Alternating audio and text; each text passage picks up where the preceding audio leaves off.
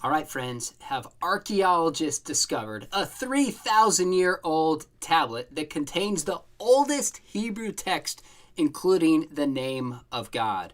This is a big story that a lot of newspapers and apologists and people, skeptics and believers alike, have been talking about over the past few weeks. And my goal today is just kind of to make sense of where the evidence points and to talk about how Christians and even non-Christians might approach this story. I'm joined by a friend whom I first met, and I won't tell the story, when you were 18 years old, Jeremiah. That's for another time. But we have Dr. Jeremiah Johnston, who's a New Testament scholar, was at the Houston Baptist University for a while, and now the Christian Thinker Society, to join us to make sense of this. So thanks for carving out time and jumping on. Great to be on with you, Sean. Love your program and just love you and your ministry. And thanks so much for just bringing great content out there for us so regularly. I know that's a labor of love, so keep it up. And I do want to send a shout out. I'm coming to you from Louisiana, the great state of Louisiana. I'm in West Monroe, and I want to give a big shout out to the Claiborne Christian Academy here and Family Church. They've Nice. set it up for me to be able to do this interview right in one of their offices. They've been awesome. So shout out to my Crusaders. I love it. Well, on that note, let's just jump right in and Do see it. what we can make sense with this. Here's the headline out of the Times of Israel.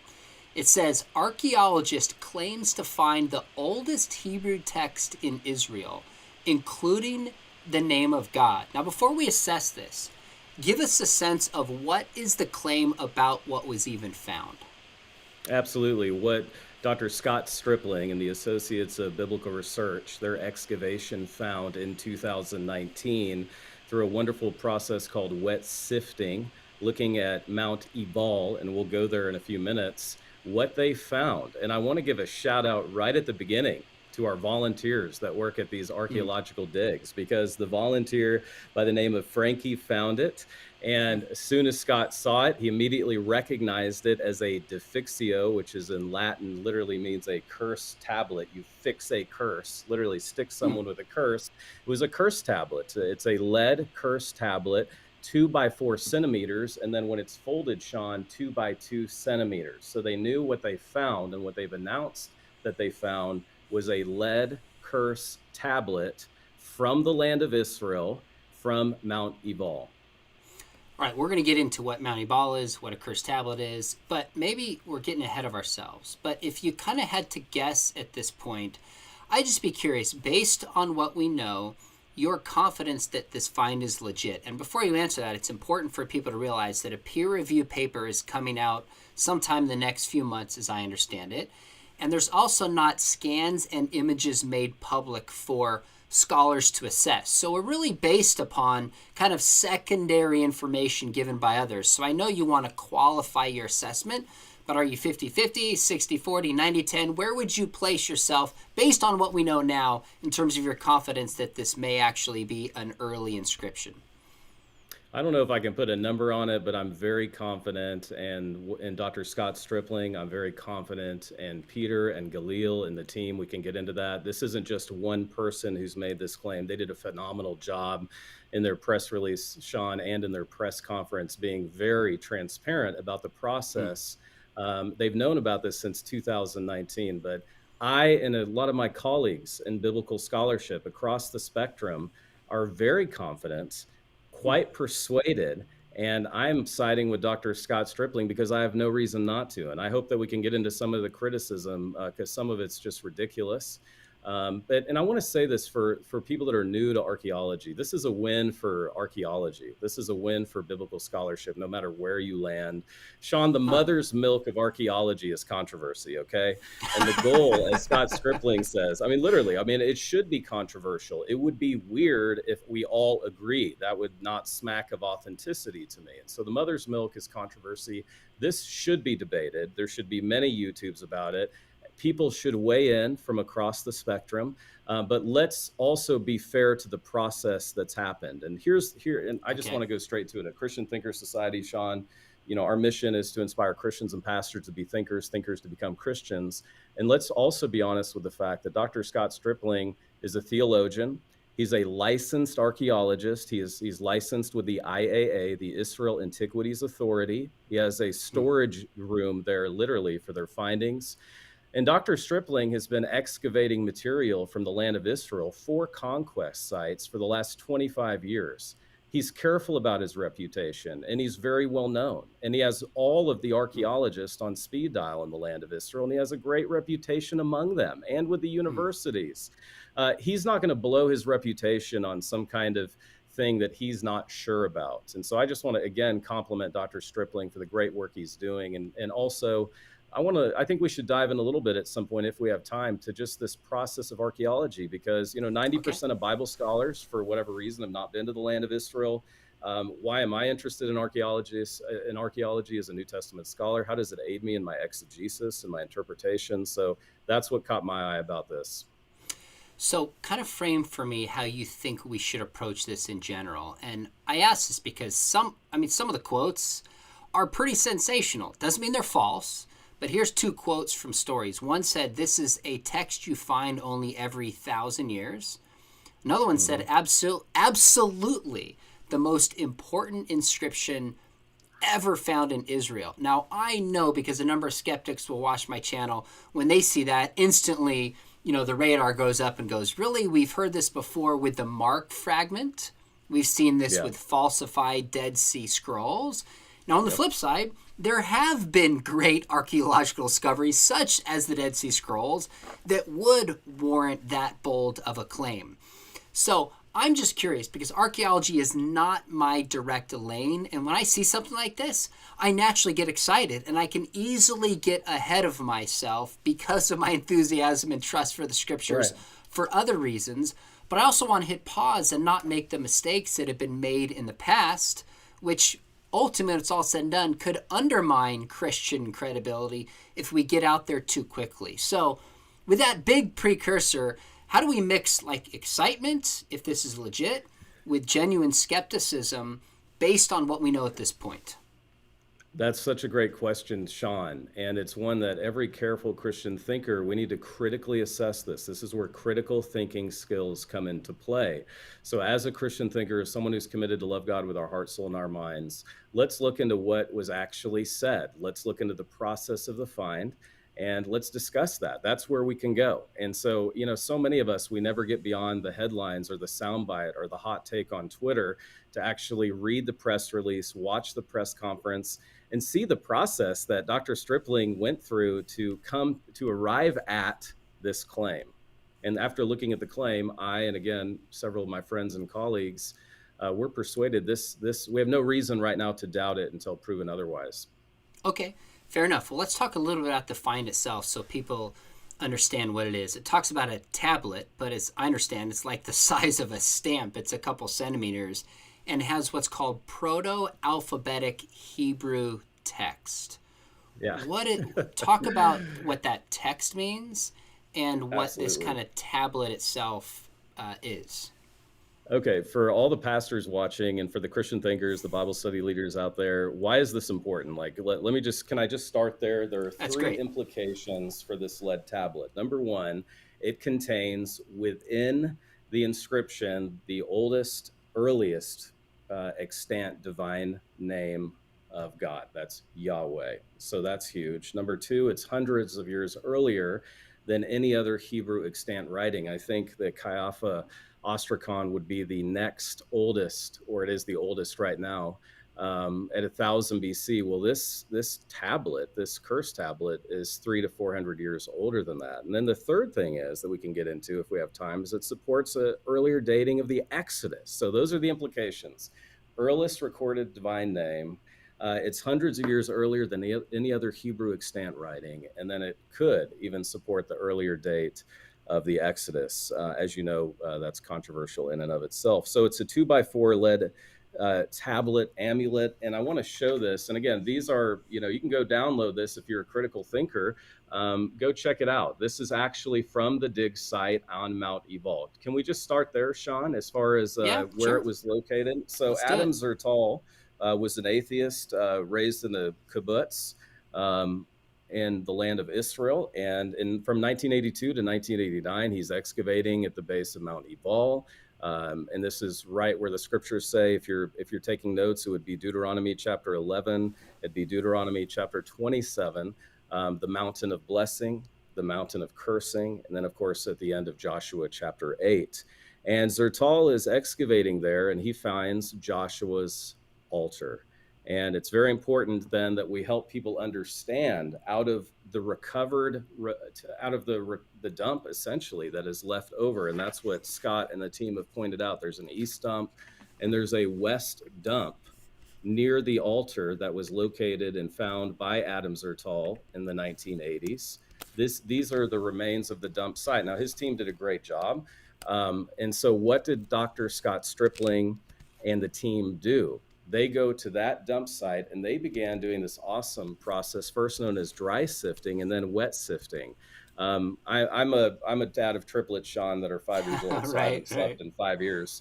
And this summer we did wet sifting looking for jewels at a petting zoo. And it's a similar process right there in the land of Israel. They wet sift, it comes to the top. They literally built this beautiful and the volunteer, this Frankie Snyder, recovers the tablet, and Scott immediately recognizes it as the cursed tablet. So that is where it's found, at the base of Mount Ebal, right there at Joshua's altar, from the dump remains from Adam Zertal's research and excavations in the 1980s. Okay, so let's unpack a couple things related to this. You're referring to it as Joshua's altar, as you said. I think it's Joshua 8, 30, and 31. Right. He builds an altar there. From what I understand, there is some debate about whether this is Joshua's altar or not. And I say that because it seems to fit what we would expect to find if the scriptures are true. But there is some debate about the dating of the altar and if it matches the one really built by Joshua. So can we say, like, how confident are we that this really is Joshua's altar before we get into the tablet in particular that was found there? Well, again, all I'm looking at is the evidence. That's another great question. Zertal only had 2 strata. He had late bronze 2 and then iron A. And either way, the tablet itself is 150 years earlier, let's say, and it's unlikely given the epigraphy that is from that Iron Age. It's probably from LB2. But even if it was, it's still 150 years older than anything we have. And so, sure, there's going to be debate about whether it's really Joshua's altar. But again, based on what the evidence I'm seeing, I have a good level of confidence that it is indeed Joshua's altar. And then what do we have there? It exhibits verisimilitude with what we have from this 2 stratum. We have a cursed tablet near the mountain of curse by an altar. So do the evidence with you will, what you will. So I'm confident in the evidence. Okay. Well, unpack a little bit more what proto-alphabetic Hebrew text is. So again, the skeptics of the Bible will say that there was not a standardized text in Hebrew, and that's true. And so they'll say, if you look at the documentary hypothesis, that you don't have El and Yahweh. And there's all kinds of other criticisms that go in with the documentary hypothesis, that the Bible took hundreds of years to come together. Moses could not have written the Pentateuch because there wasn't a standardized text. And so what you see, and again, the expert is Gershon Galil, Peter Vandeveer, Scott Stripling. So again, let's talk about the process. Scott finds this in 2019. He knows it's a cursed tablet. The volunteer shows it to him. And he immediately sends it out to epigraphers and paleographers, and their job is to essentially date it using the deciphering of the interpretation of the letters. They find 40 Hebrew letters, 23 words. That's what they find, and then they began to interpret it. And this is essentially Egyptian hieroglyphs morphing into early Hebrew phonics. And so, yeah, it's not a standardized text. You can read it right to left, up to down, right to left, up to down, left to right. Okay. It's not a standardized text. And so that's what proto-Hebraic alphabetic script would be. That's how Dr. Stripling's explained it, I think, really clearly as well in the interviews he's done. So when I think about this being discovered, and I've visited archaeological sites, been in Israel, read a ton about this, but not going to pretend I know more than I do on actual archaeological digs. When I first read this, the skeptic inside me goes, okay, they find this just placed in, kind of the dirt and they sift it. What an easy way to place a forgery there, as opposed to the more recent Dead Sea Scrolls in a cave on the side of a mountain, discovered in such a difficult fashion. It almost seems too good to be true. So, how, and maybe this is just an intuition, but is this how we would Mhm. expect to find such a cursed tablet if it were there? Or is there anything suspicious about the process itself, given that somebody's just sifting through this place and comes across this 3,000-year-old tablet in pretty Awesome. good shape, right? Right, right. As good as it could be. This is where archaeology is so exciting, and I want to encourage the professors that are watching us right now, Sean. They need to send their students to archaeological digs. Dr. Stripling and his team of volunteers. There's 100 dig sites this summer in the land of Israel, and Scott is one of those 100. Hmm. And it costs a lot of money to dig, and they got to make sure they're digging in the right spots. Of course, they always use the biblical text. As Craig Evans and I say, they use 6 texts: Matthew, Mark, Luke, John, the book of Acts, and Josephus, to make sure they're digging the right Hmm. spot. And then when they go through these dump piles, they're recovering coinage. Their teams, at least Dr. Stripling's, they've recovered coins from every political leader mentioned in the New Testament, scarabs, amulets. It's not unusual to find these things in these dump heaps. Now, what was a little more unusual for Zertals is they did such a thorough job of excavation.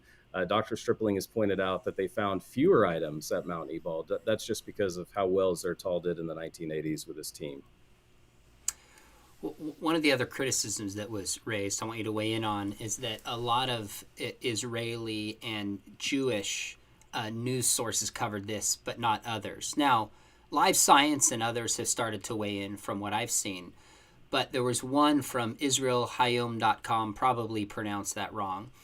And what they said was, this is proof of the Jewish people's deep connection to Samaria. I can't help but read that and think, wait a minute, it sounds like there's a political agenda going on here driving an interpretation of this. Now, of course, they didn't make the find. They're separate from, Dr. Shipling and his team. But does that taint this? Does that make it more suspicious? How do you process a claim like that? Does it taint it? Does it make it more suspicious? No, I'm just so used to it. That's welcome to the world of archaeology. I mean, Sean, archaeology is messy. I hate it Okay. that it is, but it's not like Dr. Stripling found this in a artifact store and bought it and paid a bunch of money for it and paid people off. They found this at a site. Yeah, and it's a contested site. Some of the criticisms have been that, did he even have the right license? Well, yeah, he was there on Zertal's license. He can show you the license, and that was pre-Oslo Accord. So I would just encourage people to do good research for yourself. Try to get Okay. beyond the social media hot take. That's what I've done. I mean, I'm on here with you because I'm fascinated by archaeology. I've been fascinated in it for the better part of a decade. It aids me as a New Testament scholar with my students. It aids me in my writing. It aids me with commentary and exegesis. It sheds great light on the text.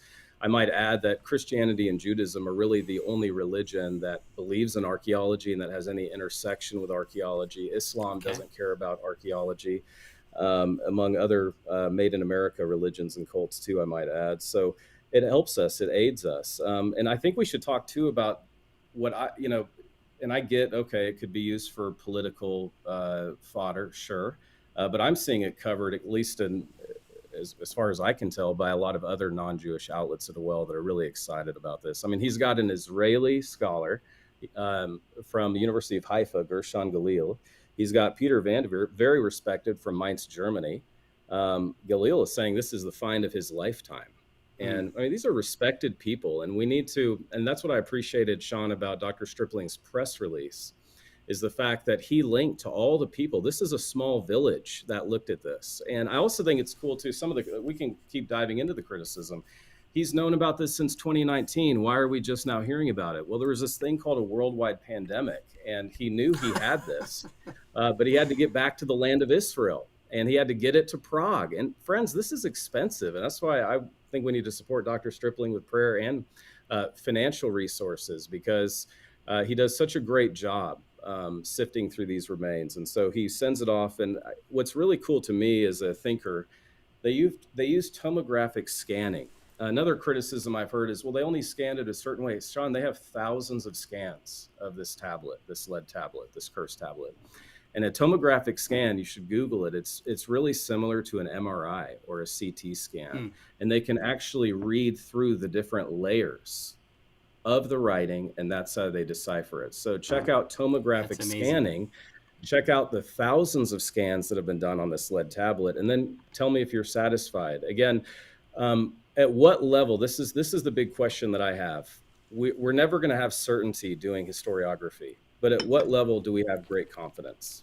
We're never going to have certainty. So with me, certainty isn't the goal, but at what level are we able to make a very confident decision? This tablet exhibits verisimilitude. It's found in the right place at the right time period. It's earlier than anything we have. I mean, that's this Paleo Hebrew. I mean, it's fascinating to me. I mean, this is an ancient site that is venerated by Israelites, by Jews. I mean, this is where Jacob asks his bones to be brought back with his son Joseph to be buried in this area. And so it's exciting for me. It's exciting, but again, it's messy. I mean, people don't realize that biblical archaeology is a rather young science, Sean. It was a front for the precursor of MI6. I have a scholar friend, this is kind of fun for those that are watching, who was denied an insurance policy by an insurance company as soon as they found out he was an archaeologist. So it's dangerous. Very interesting. Hey, let's jump into the text itself. Yeah. Kind of theologically and what it says. I know you have some images there. I know people are anxious to know, what does it actually say? And then first explain what it says, and then let's jump into what it means. Okay. This is where you English majors will love this. Chiastic parallelism. This is I've got a little delay on my end. Let me get it in front of the camera. Perfect. And again, I would encourage folks to download these. These are publicly available. Let me just make sure I got it there. It's 40 letters in Hebrew. This is the English transliteration. You can read this at the bottom. I'm not coming up with this. This is in the press release. 11 of which are the Aleph, of course. In the 23-word English translation, listen to this. It says, "Cursed, cursed, cursed, cursed by the God Yahweh. You will die cursed. Cursed you will surely die. Cursed by Yahweh. Cursed, cursed, cursed." So we have the covenant name of God, Yahweh, that shows up twice. And that divine name, then, this is what they picked up. Here it is right here. And this is important to point out for our Hebrew people that are interested in the divine name and scripture. We've got the Yod, Hef, Vov. And it's very important that we remember the divine name. We see it with 2 letters. Of course, we see it with 4, tetragrammaton. Then we have it with the 3 letters in this proto-alphabetic script. So that's actually what it says. Now, it does have writing on the outside, and they've not announced yet publicly what the writing is on the outside of the cursed tablet. And it's important too, they point this out. This isn't just some religious thing. This was a legal document. This was a legal curse. They were binding themselves to this curse. They sealed it, not to be read again. And they literally bound themselves to this curse. And again, the biblical context, and I appreciate you pointing that out, comes right out of Deuteronomy 11:29, 27:13, and then Joshua 8, where half the tribes are on the Mount of Blessing, Mount Gerizim. The other half are on the Mount Ebal, where this cursed tablet is found and located near Joshua's altar. And those were the 6 tribes that pronounced the curse. And this would last all day long, the blessings and the cursings. So that's what's in the tablet. So I just want to clarify for anybody watching, this is not a biblical text that's found. It's not like an early copy of Deuteronomy or Joshua 8. It's an early copy of kind of a proto-alphabetic Hebrew text, which matches up with the Israelites being in that land at that time and being literate. It confirms some of the stories that are contained that they could have been written potentially by people like Moses and the Israelites at that time. Did I capture that right? Absolutely.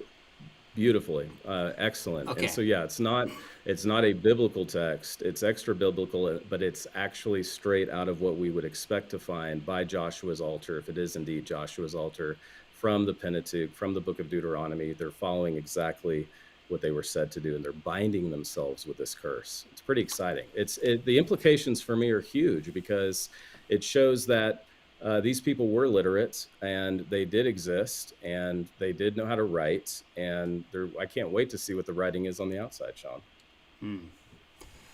When do we expect to have the peer-reviewed paper come out? And as I understand, it'd be written by Dr. Stripling, who was the archaeologist leading the find, but has to be peer-reviewed by other experts who presumably wouldn't be evangelical scholars with Absolutely. the same bent. So Yeah, his and I team, actually think, and I don't know that everyone who reviewed it in the press release is a Christian either. I might add. So I want to just point that out. This isn't a group of evangelical scholars who came out with this in the press conference. I think that's an important point to note. and so we expect this in the summer, or when do we have a End sense of of when? summer. Yeah. Dr. Stripling is a very good friend of mine, and he's told me that he expects it to be out by the end of summer. And I want to point this out again. Why did, I've seen some, and again, questions are okay. We should ask questions. We should, I just don't like it when Dr. Stripling is guilty until proven innocent because he happens to believe the Bible is a historical document. I'm a scholar in extra canonical gospels. What some people believe is the Gospel of Peter has three texts: Pioxy 2949, Pioxy 4009. There's only an 18% verbal correspondence. I don't think those are fragments from the Gospel of Peter. So that leaves one text, P Cairo 10759. We only have black and white photos, so we don't have thousands of tomographic scans of that codex. It was at a Cairo museum, and it's gone missing. And no one's contesting P Cairo 10759, and yet it's rife with a lot of questions. And so Dr. Stripling is in this world and he's a big boy. He can take it. And, he's in this world where he's guilty until proven innocent. And that's why I think they did such a great job in that press release saying, here's the group, here's the tomographic scans, let's wait. He's known he's had this since 2019 and he has waited. Yeah. But why did he announce it now, Sean? Well, there's something called academic piracy. And this was getting out, and there was bad information that was getting out about this find, Okay. which forced Dr. Stripling's hand and the consortium of scholars who knew about this and were studying it. It forced their hand to make an announcement, and that's okay. And again, they are doing it based on the evidence that as it's been presented to them. And I know there might be different interpretations, and I think he welcomes scholars from across the spectrum to weigh in and to look at it. Again, the mother's milk of archaeology is controversy. It should be contested. And as Dr. Stripling has taught me over the last 10 years, the goal of archaeology is not excavation, it's publication. So we need to make these finds known. And then Sean, this is what you do such a great job of, and you always have. We need to help people understand, why does this even matter for my life with everything I'm going through? Why would I pop in and give an hour of my time to Dr. McDowell in this channel? Well, it has huge implications for the Bible as a historical document. If you're a person who believes the scripture is infallible, it has significant implications on our life. Talk to me a little bit more about what the curses were and what they meant in Israel at that time. So again, Joshua 8, I believe you said Deuteronomy 11, 20, 26 or 27. 11:29. Given that the word curse shows up, I don't know, 10 or 12 times in this inscription, for people who say, I might not have a theological understanding of how this fits into God's covenant with Israel, what was a curse? What was going on? What would it mean? And this is a truth, even if it turns out that this discovery is somehow a forgery or fake or dated 500 years later, we still need to understand what these curses in themselves meant at that time. So give us some background theologically, historically, biblically of what this even meant. I love your questions, Sean. These are awesome questions. So I have my Bible out to actually Joshua 8. Let me run back to Deuteronomy 11:29. When the Lord your God brings you into the land and helps you take possession of it, you must pronounce the blessing at Mount Gerizim and the curse at Mount Ebal. These two mountains are west of the Jordan River in the land of the Canaanites who live in the Jordan Valley. And then as Deuteronomy does, it's repeated in Deuteronomy 27. And one thing I love about Judaism is the symbolism with which Judaism, the practicality of the religion, and that they would literally symbolically all day long pronounce blessings and then pronounce curses with the altar in the middle. And as Dr. Stripling has pointed out, I love how practical he gets. The altar is not on the Mount of Blessing. That's the place of blessing. The altar is on the Mount of Curses, the place of sin. And all of us, we need that altar. And this is such a great, this is a Mm. great symbol of what Jesus did for us. We need the altar in the place of sin. We all sin. We all mess up. We all are on the Mount of Cursing often. And so they would chant these blessings and these curses back and forth, and they would do it all day. And again, this is consistent with what we see. There's a coherence to the Old Testament. Say these things, bind them to you, teach them, repeat them to your children and your grandchildren. And we see them just simply doing, and literally in a very physical way. And by the way, they have the provenance of the lead. I forgot to mention that.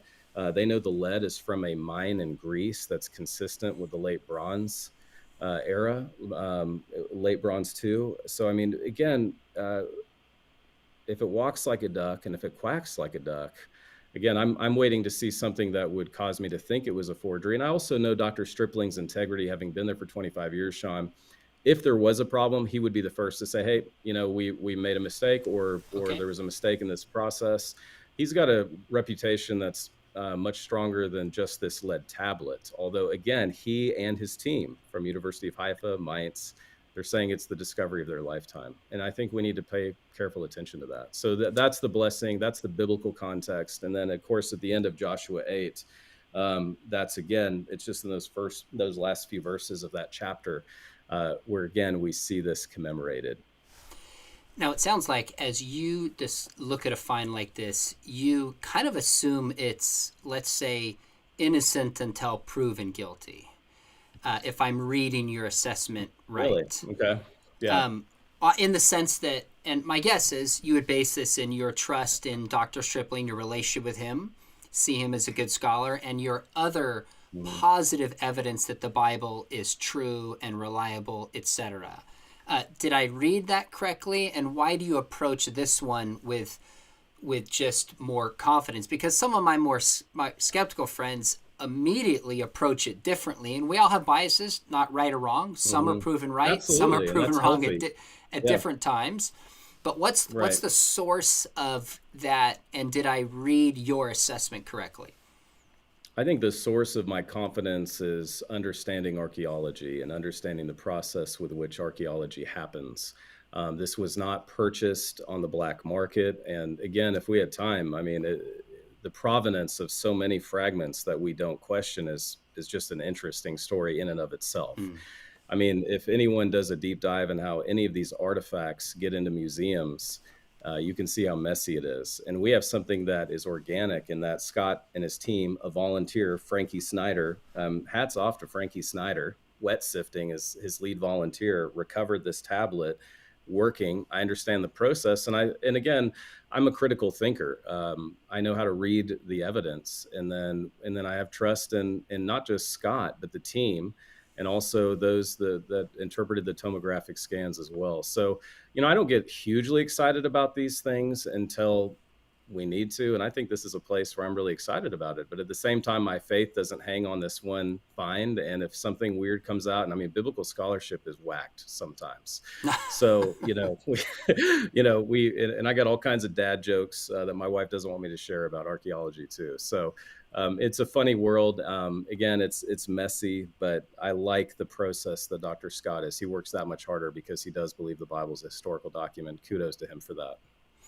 It really is pretty interesting that you see mistakes made on both sides. You see some people Absolutely. who are overzealous, and we read in Mark 1, read in these forgeries, Dead Sea Scrolls. We also see people denying that David ever existed, and then we have the Tel Dan inscription, and then we find David's palace, and that seems to have been moved. So we've got to find that balance in the middle.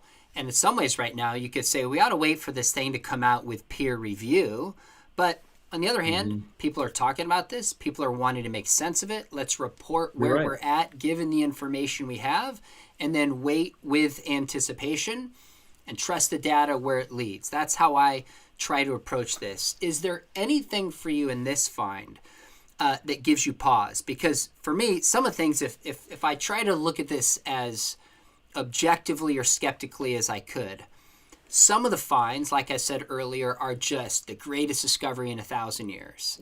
Seems Right. to be found in a place that it'd be easy for somebody to plant it there. And I'm not saying that is actually the case, but there are questions still remaining that need to be figured out.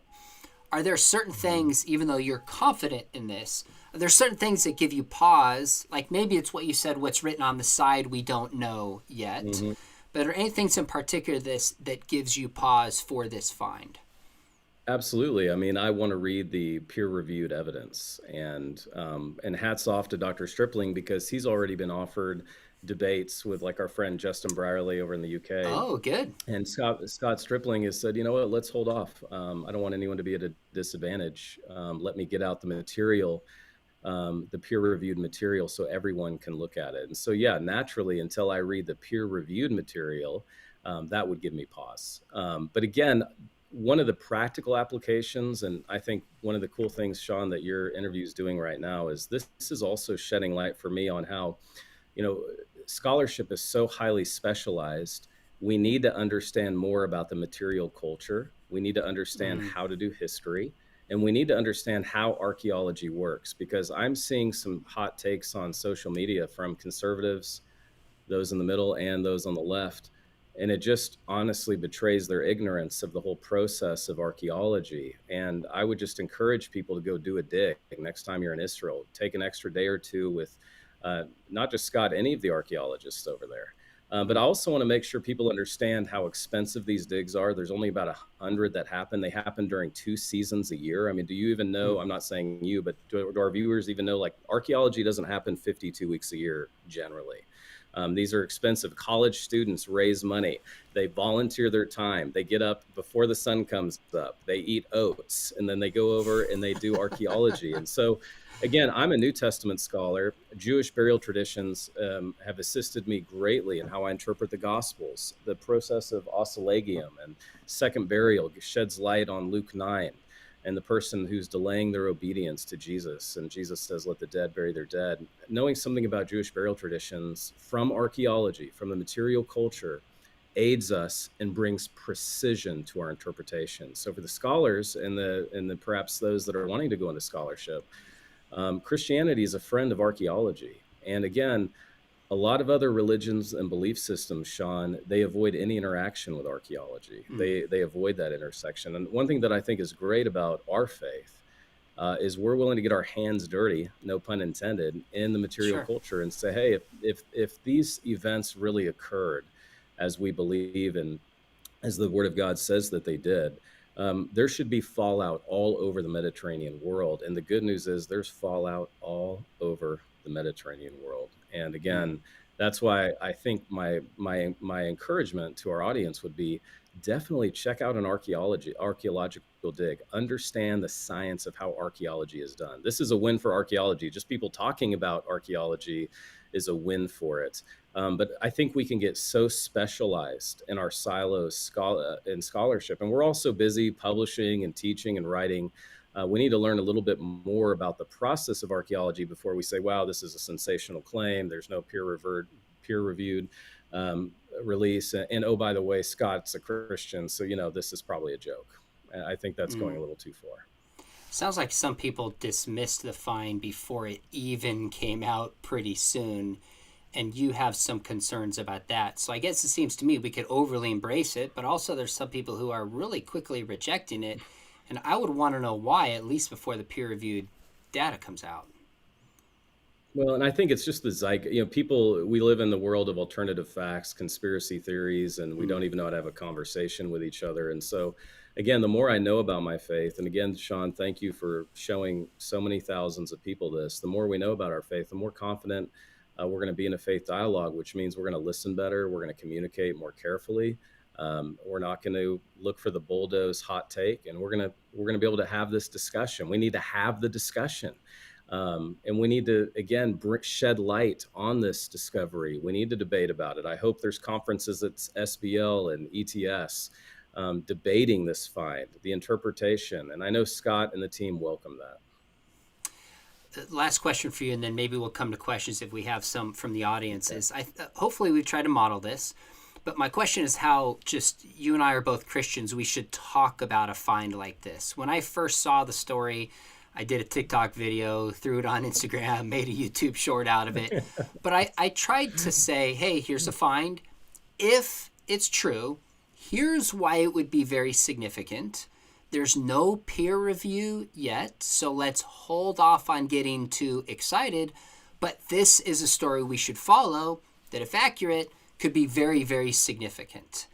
That's the way I approach it, partly because I'm not an archaeologist. I've done some research in Evidence Demands Verdict. We have a chapter on archaeology. I've read books, etc. But that is not my field.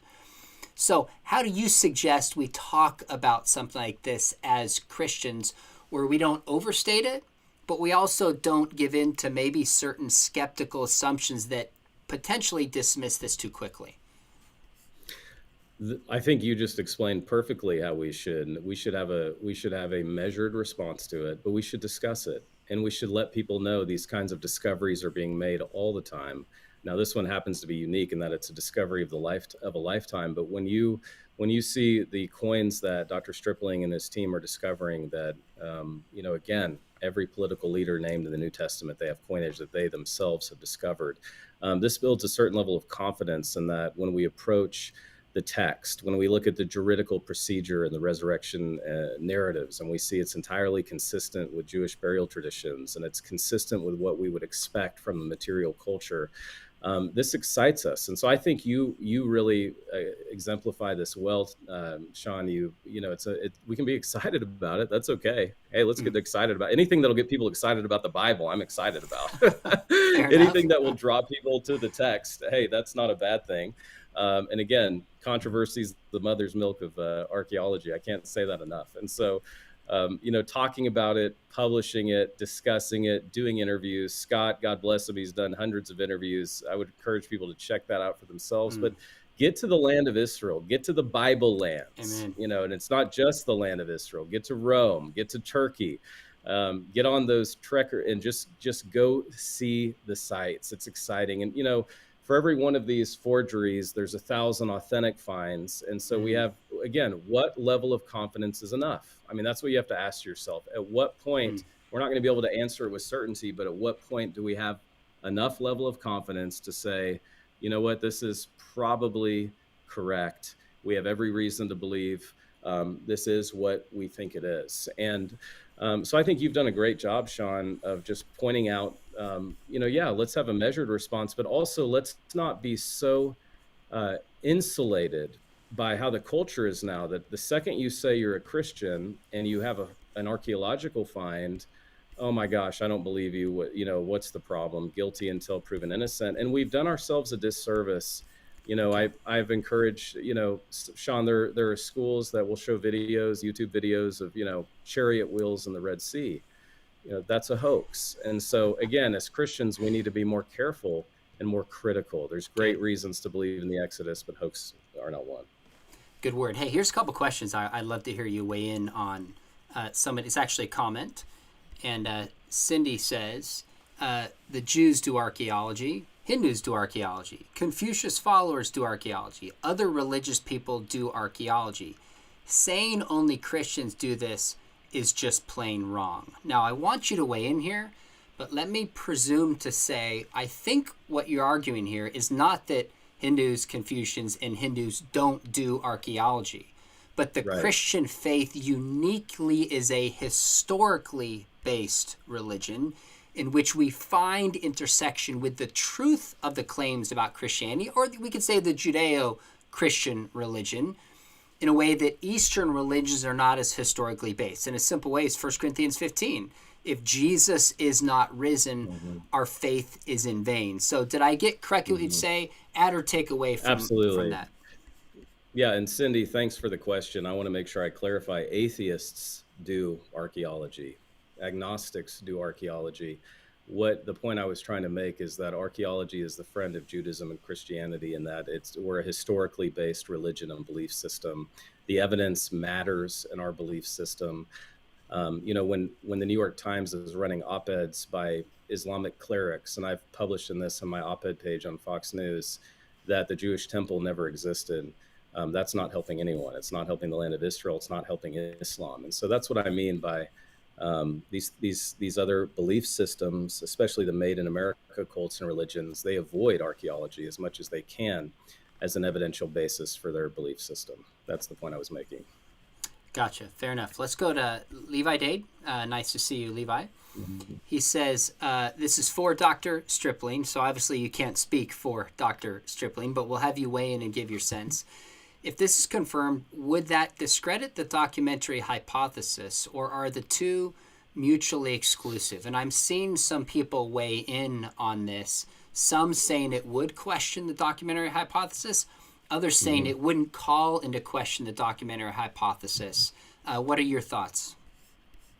Yeah, Dr. Stripling has talked about this, so I can't speak for him. But for me, and as far as in my field, biblical scholarship, it would, the documentary hypothesis is that we don't have El and Yahweh together in any extant writings, and so this find certainly calls that into question. And so I would take that seriously. That's just one aspect of that would cause the documentary hypothesis to crumble in my mind. It already does in my mind, because I take the Old Testament literally. And by that, I mean, I believe that it's a historical document, not put together over hundreds of years by different collators. All right, just for the record, this might be the best comment I've seen on my YouTube channel yet. Myself says, archaeology is not boring. Ask Dr. Indiana Jones. Have him on the show. Oh, man. Sean, we need to bring our whips. If anybody knows him and has a connection, I would stop what I'm doing and bring Dr. Jones on the show right away. That'd be hilarious. Hey, we're getting near the end. Did I miss anything? Were there other points that you wanted to make, clarifications you want to draw out?